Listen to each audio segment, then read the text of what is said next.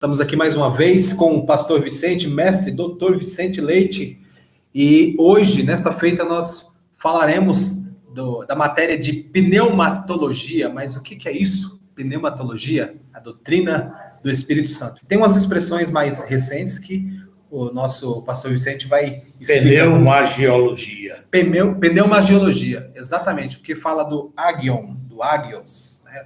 Santo. É porque nela tem a expressão santo, né? Pneumatologia não tem expressão santa no original. É pneuma, que é a palavra grega para espírito, e matologia, quer dizer, estudo. Pneuma, estudo do espírito. E pneumagiologia é o estudo do Espírito Santo. Aí tem esse acréscimo. Ela é mais completa, pneumagiologia. Todos nós sabemos perfeitamente que o Espírito Santo é uma das pessoas mais questionadas e, de forma do entendimento, é uma das pessoas que tem um discernimento da sua pessoa mais complexo. A pessoa do Espírito Santo, por ele não ter a manifestação igual ao Pai, igual ao Filho, então ele é visto de uma forma diferente, a ponto de ter dado espaço para a criação de algumas seitas a partir dessas abordagens. Ao longo da história da igreja, seitas foram se desenvolvendo acima da má interpretação da pessoa do Espírito Santo. E essas seitas atravessaram a história e hoje estão entre nós. Muitas igrejas hoje, igrejas unicistas, por exemplo, que acham que a pessoa do Espírito Santo é a mesma pessoa de Jesus Cristo. O Pai, o Filho e o Espírito Santo são a mesma pessoa. Confundem pessoalidade com unidade. Jesus Cristo, o Pai e o Espírito Santo não são pessoas... Não são a mesma pessoa. Não são a mesma pessoa, mas são pessoas co-iguais. São pessoas... E esse é o nosso desafio, mostrar este aspecto da pessoa do Espírito Santo. Por outro lado, as Testemunhas de Jeová afirmam categoricamente, baseado em estudos, tanto da língua grega quanto da língua hebraica, que o Espírito Santo nada mais é do que uma força ativa de Deus. Então, é esse aspecto que nós vamos desmontar, essa falsa doutrina que nós iremos desmontar e colocar a sua inutilidade. Mas, para tanto, nós vamos construir aqui um pensamento a partir daquilo que diz a Bíblia. O que diz a Bíblia? O que diz a Bíblia? É claro que a exegese bíblica, ela pode tornar-se uma exegese quando a pessoa já tem ou uma disposição prévia com relação àquilo que se vai ministrar. Por exemplo, eu acho que uma coisa é assim, e aí eu vou buscar versículos na Bíblia para provar o meu jeito de pensar. Isso é uma exegese. Sendo que a exegese, ela depende do que diz a Bíblia, depende do estudo da palavra. Mas, mesmo assim, há uma forçada, Cláudio. Uma manipulação, né, pastor? Uma manipulação dessa exegese. Há uma manipulação.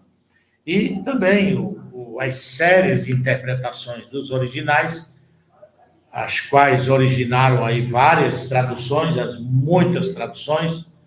Nós temos hoje uma tradução chamada Mensagem. Essa é demais. Essa tradução, ela traduz, não versículo por versículo, ela traduz o texto. E ela faz uma paráfrase. Isso. Uma paráfrase concisa, ainda resumindo o sentido de muitas leituras, muitas significâncias. E também existe a NTLH, que é a nova Bíblia, nova tradução na linguagem de hoje, NTLH, nova tradução na linguagem de hoje, que também ela é feita essa tradução a partir do texto crítico, entretanto atendendo atendendo algumas culturas. É uma Bíblia que foi traduzida para atender, em particularidade, culturas. E aí onde está a interpretação equivocada e a produção daquela Bíblia. É claro que a Sociedade Bíblica do Brasil defende sair com unhas e dentes, Sim. porque é a Sociedade Bíblica do Brasil. Mas nós sabemos que a tradução desse texto foi produzida em comum acordo com a Igreja Católica. Quer dizer, não é uma tradução da Sociedade Bíblica do Brasil. É uma tradução de alguns pastores com alguns cardeais, alguns teólogos da Igreja Católica. Então, alguns textos tiveram que discutir entre si para chegar num consenso. Mas ela está permeada de catolicismo, a NTLH. Hoje nós temos, irmãos, somente a título de poder estudar, compreender, e é claro que algumas passagens elucidam sim alguns textos da Bíblia. Sim, exatamente. Porque existe um tipo de tradução que era chamada de tradução formal. A NTLH não passa por essa questão da tradução formal, mas sim a tradução de um pensamento. O autor, aquele que fez a tradução, ele olha a ideia, e a partir da ideia ele escreve, então, exemplificando a ideia que o texto traz. Não é uma tradução direta. E essas ideias estão contaminadas. Esse é o problema. Contaminadas por culturas. Algumas culturas realmente influenciam fortemente essas ideias da tradução. Mas, Cláudio, nosso assunto é outro, né? É outro. Senão a gente vai lá para traduções e versões da Bíblia. Lá para as cavernas de Cura. Pode ler aí o primeiro parágrafo, Cláudio, para nós já discutirmos aí. Bom, aqui na personalidade do Espírito Santo, a gente tem aí no tópico 1, atitudes e ações do Espírito Santo que somente uma pessoa pode ter. Tá, então vamos dizer alguma coisa acerca desse tema, do tópico, atitudes. Certo. Quer dizer, ações e atitudes parecem sinônimos, contudo, essa atitude aqui é mais posturas, posições, enquanto está inerte, vamos imaginar assim. E ações é aquilo que são resultados dessas atitudes. Então, essas atitudes, essas posturas, essas posições geram ações. Algumas seitas apresentam o Espírito Santo como sendo uma influência impessoal. Então, aí está aquilo que já dissemos. A Igreja Testemunho de Jeová traduz a palavra ruach, né? Ruach é um termo hebraico. É um termo hebraico. Por ele ser um termo também genérico, ele pode ser traduzido por vento, pode ser traduzido por sopro, pode ser traduzido por espírito, qualquer espírito. Sim. E também pelo Espírito de Deus. Até porque, quando o texto bíblico é inspirado, na hora de falar do Espírito de Deus, o profeta, o escritor, ele não vai dizer, olha, não vai abrir um parênteses e fechar um parênteses. Olha, esse Espírito aqui é o de Deus, não é o vento que está soprando aqui, não vai ter essa preocupação. Não vai ter essa preocupação nem essa anotação, mas pelo contexto. Nós vamos entender se esse Espírito trata-se do Espírito de Deus, é pelo contexto. Aqui, à luz do contexto. Aí sim, fica mais seguro, fica mais claro e não há como interpretar equivocado. Então, nós vamos ver aí. Vejamos algumas provas bíblicas, né, Cláudio? Isso, provas bíblicas de que o Espírito Santo é revelado como pessoa, com sua própria individualidade. Primeiro versículo aí, Cláudio. 2 Coríntios, capítulo 3, versículo 17, assim está escrito na palavra. Ora, o Senhor é Espírito, e onde está o Espírito do Senhor, aí há liberdade. Não há trocadilho, há apenas uma inversão das palavras. O texto está dizendo, o Senhor aqui se refere a palavra grega é Kyrios, e essa palavra se refere a uma pessoa. O Senhor não pode ser uma força é o Senhor, o vento é o Senhor, não, aqui é o Senhor. Mas esse Senhor não se refere à pessoa de Jesus Cristo? Não estamos falando de Jesus Cristo. O texto está falando da pessoa do Espírito. E o versículo diz: o Senhor é Espírito. E para que você não confunda no texto de que esse Senhor se trata aqui da pessoa de Jesus Cristo, o apóstolo Paulo inverte essa colocação, onde ele diz: onde está o Espírito do Senhor, aí há liberdade. Então, aí é a pessoa do Espírito. 3:18. Mas todos nós, com cara descoberta, refletindo como um espelho a glória do Senhor, somos transformados de glória em glória, na mesma imagem, como pelo Espírito do Senhor. Transformação é pela mesma imagem, a glória, a reflexão dessa glória do Senhor, ela é produzida pelo Espírito do Senhor. Mais um versículo para a gente comentar o todo. Certo. Agora, Hebreus capítulo 9, versículo 14, diz assim: quanto mais o sangue de Cristo, que pelo Espírito eterno se ofereceu a si mesmo, imaculado a Deus, purificará a vossa consciência das obras mortas, para servirdes ao Deus vivo? Então, o que nós temos aí são as três pessoas da divindade. Primeiro, Cristo. Quanto mais o sangue de Cristo. Então, estamos falando de uma pessoa que ofereceu o seu sangue. Em seguida, esse sangue, pelo Espírito eterno, porque esta é uma... este é um tratamento bíblico. Os irmãos precisam ter essa visão. Jesus abriu mão de usar a sua divindade. Sim. Ele não abriu mão da sua divindade. Ele abriu mão dos atributos da sua divindade. Ele abriu mão do exercício desses atributos enquanto homem. E ele prova isso. E isso aqui, nós temos que começar esse entendimento de que tudo que Jesus fez, ele fez pelo Espírito do Senhor. Desde o início da sua vida, até mesmo depois da sua morte, até mesmo na sua ressurreição. Quando ele estava ressurreto, o que ele ainda fez ressurreto, o que é de se admirar e de se interrogar. Por quê? Porque Jesus, depois de ressurreto, ainda teve que atuar conforme a direção do Espírito Santo. Porque a sua vida, o seu ministério, era o ministério de Jesus,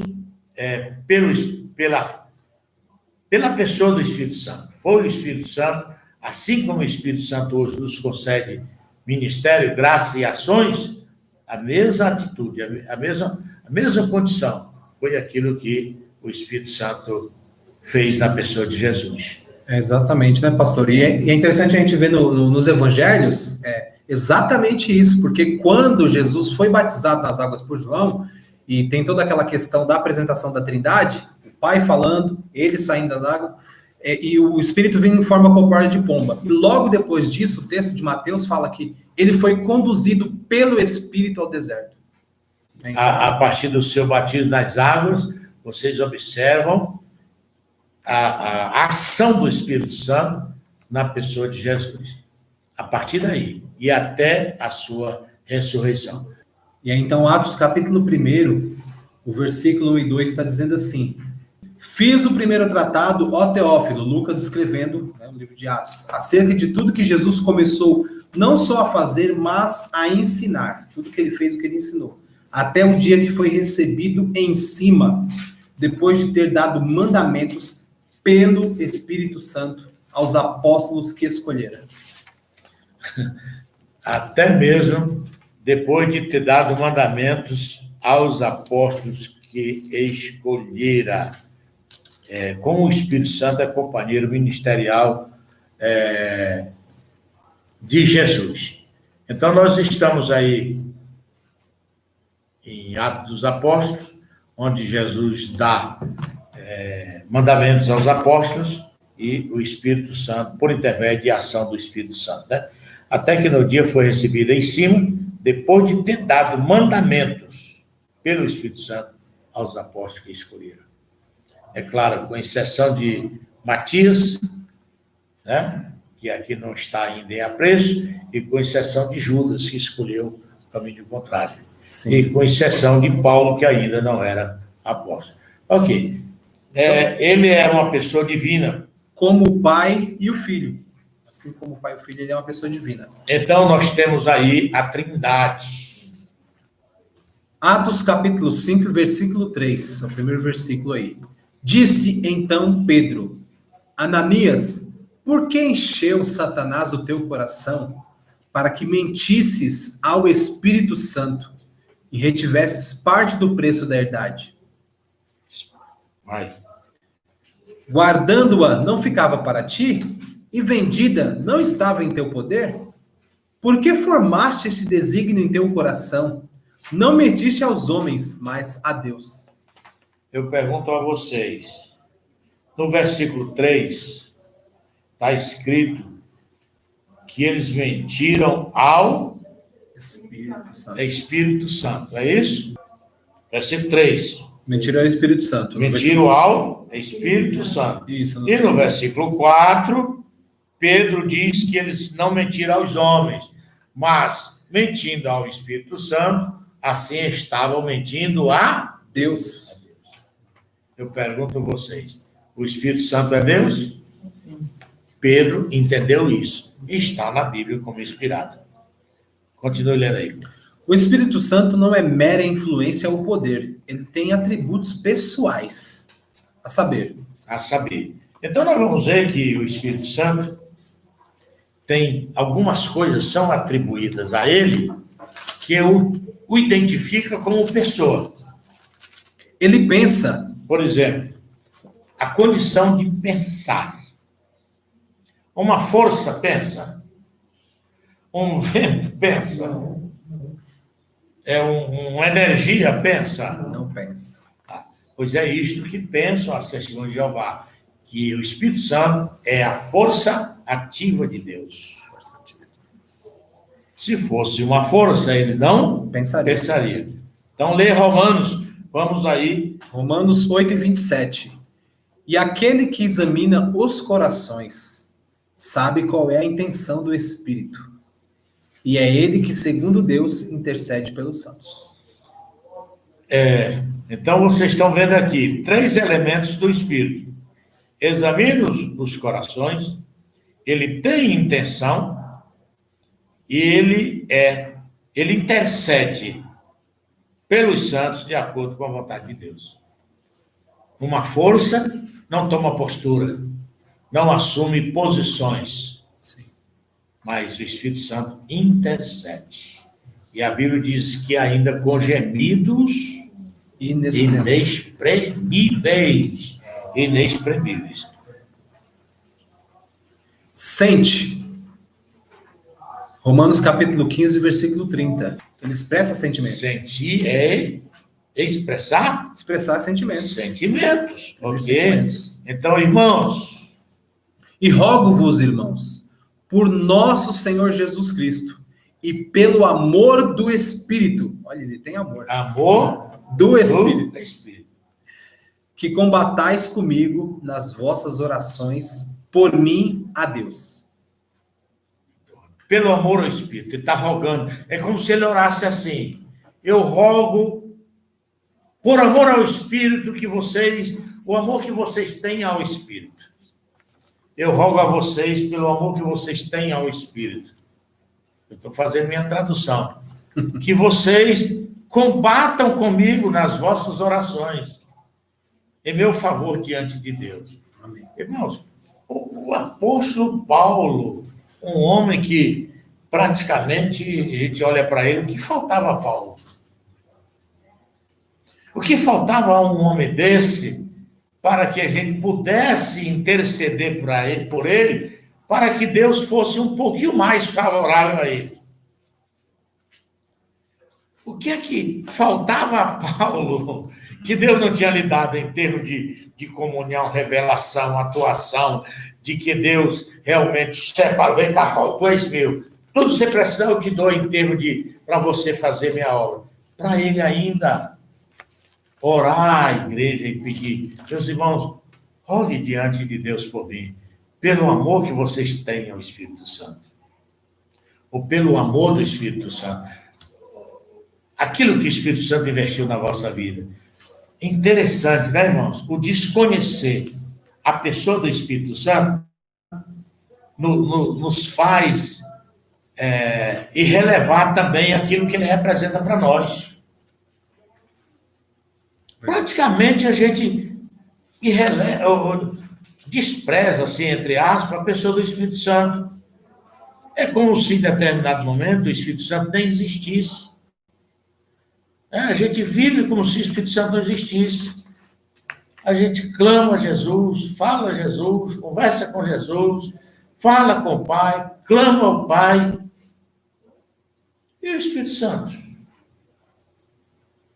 E Paulo está dizendo, olha, vocês não conhecem, rogo-vos, irmãos, por nosso Senhor Jesus Cristo e pelo amor do Espírito. Ele não usa só Jesus, ele usa pelo amor do Espírito. Mas nós conhecemos o seu amor? O que é que a gente conhece do Espírito? Ele abre os olhos. A Bíblia diz que ele convence o homem do pecado, da justiça e do juízo. Ele me convenceu. Sim. Eu estava morto em delitos e pecado. Ele me convenceu. Ele me fez uma nova criatura. Ele me libertou dos meus pecados. Ele me santifica. Não é isso que 1 Pedro 1 e 2 diz, Cláudio? Lê para nós aí. 1 Pedro 1 e 2. Eleitos segundo a presciência de Deus Pai, em santificação do Espírito. Pronto. Eleito segundo a presciência de Deus Pai é uma coisa. Agora, falando do Espírito, o que é que o Espírito Santo fez para que nós fôssemos eleitos? Santificou. Santificou. Sem santificação, diz a Bíblia, ninguém verá a Deus. Ora, e o que é que me dá a garantia de que eu vou ver Deus? Santificação. Sem santificação, ninguém verá a Deus. Então, esse é um aspecto que me torna real o amor do Espírito Santo na minha vida. Poderíamos aqui citar mais, elencar mais situações. Mas eu quero que vocês pensem nisso. Essa paz, sabe?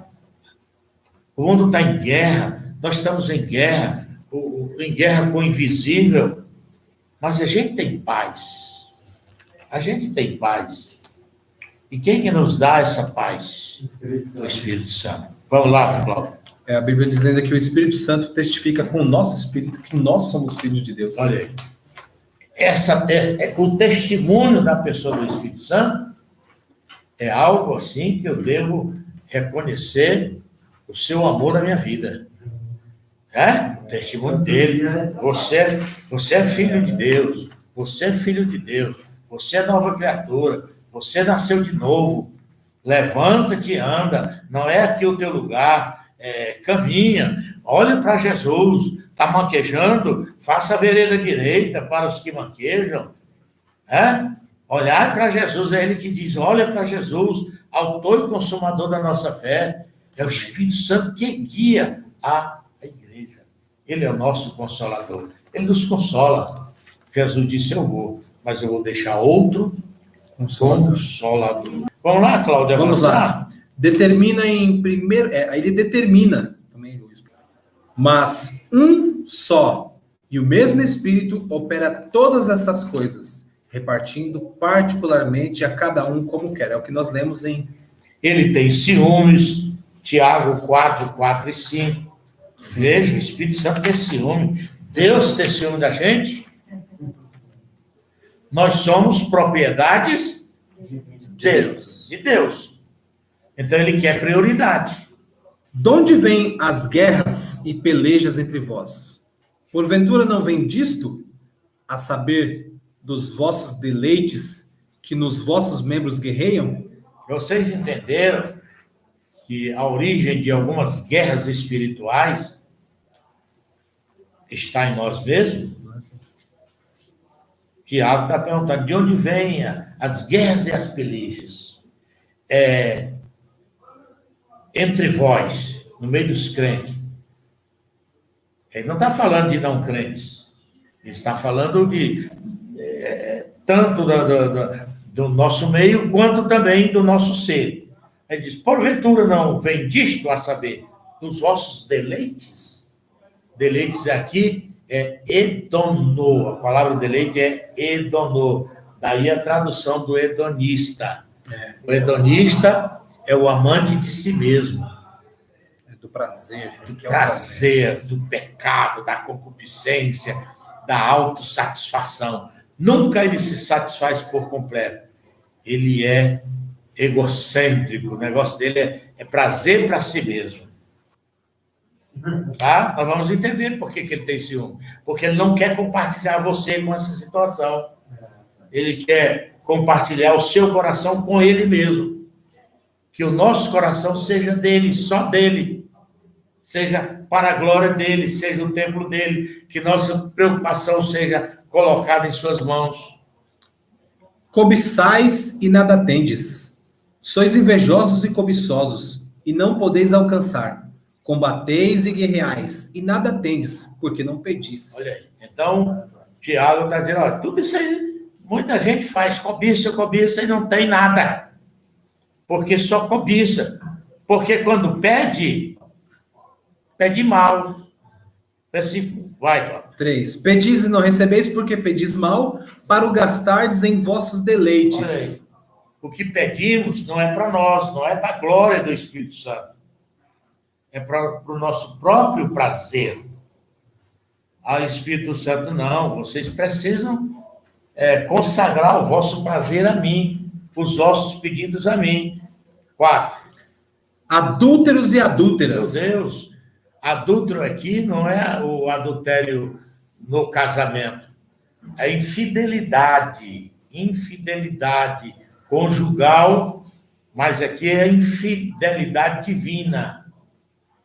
É o único lugar na Bíblia em que existe essa expressão. Adúlteros e adúlteras. Homens e mulheres, infiéis a mim. Tudo isso está dito para trás, é infidelidade ao Espírito Santo. E o Espírito Santo nos chama de quebradores do casamento. Infiéis na relação que temos com ele. Infiéis na comunhão. Infiéis na comunhão. Aí ele nos chama de adúltero. Continue. Não sabeis vós que a amizade do mundo é inimizade contra Deus? Olha aí. A amizade do mundo é um outro elemento que leva o Espírito Santo a ter ciúme da gente. O crente não pode ser mais amigo do mundo. Não ameis o mundo, nem o que no mundo? Está escrito. Então, o amor do mundo passa. Não é isso? O amor do mundo passa. Mas o amor de Deus, esse não passa. Então, vamos lá.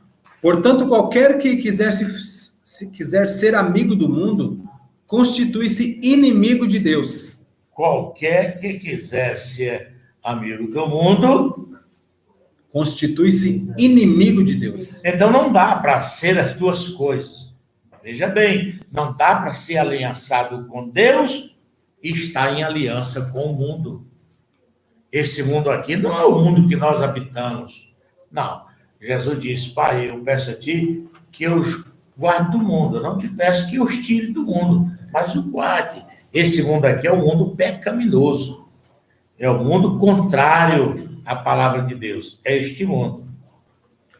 Ou cuidais vós, que em vão diz a Escritura, o Espírito que em vós habita tem ciúmes? Então ele está citando um versículo de Deuteronômio. O Espírito que em vós habita, vocês não sabem que ele tem ciúme de vocês? Então é nesse sentido. A palavra ciúmes aqui é deszeloso. Deszeloso. É um ciúme segundo Deus. Não é um ciúme humano que se solidifica a partir de falta de confiança. Não, o ciúme humano acontece na falta da confiança, na desconfiança, naquela coisa que não tem nada a ver com Deus. O ciúme de Deus é o zelo, a palavra grega é déselos, é o ciúme de posse nossa. Ele não quer que nós tenhamos amizade com o mundo e nem usufruamos aquilo que é pecaminoso, e nem ocupemos nosso coração com aquilo que não é de acordo com a sua palavra.